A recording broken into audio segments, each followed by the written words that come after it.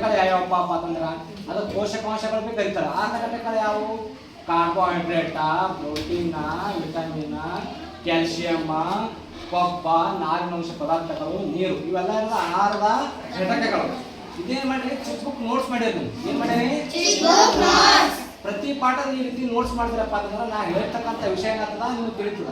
Notes ಯಾವ ರೀತಿ ಮಾಡಿ ನೋಡ್ರಿ. ನಾ ಫಸ್ಟ್ ಏನೇನಿ ಮೊದಲನೇದು ಯಾವುದು?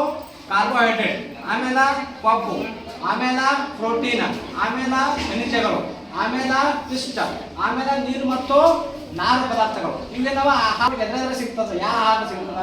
ಗೋಧಿ, ಗೆಣಸು, ಆಲೂಗಡ್ಡೆ, ಕಬ್ಬು, ಅಕ್ಕಿ, ಸಜ್ಜೆ, ಮೆಕ್ಕೆಜೋಳ, ಮಾವು, ಈ ರೀತಿ ನೀವು ಬರ್ದಿರಿ. ಹೌದಾ?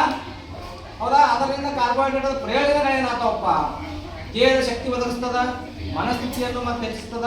ಈಗ ಮೊದಲಿನ ಕಾರ್ಬೋಹೈಡ್ರೇಟ್ ಏನೇನು ಉಪಯೋಗ ಇತ್ತು, ಅದರಿಂದ ಏನೇನು ಕೊರತೆ ಅವ? ಕಾರ್ಬೋಹೈಡ್ರೇಟ್ ಕೊರತೆ ಇರ್ತದ ಲಕ್ಷಣಗಳೇನವಪ್ಪ? ಆಯಾಸ ಆಗ್ತದ, ದೌರ್ಬಲ್ಯ ಬರ್ತದ, ತಲೆನೋವು ಆಗ್ತದ, ಮತ್ತು ಸಿಡುಕುತನ ಬರ್ತದೆ.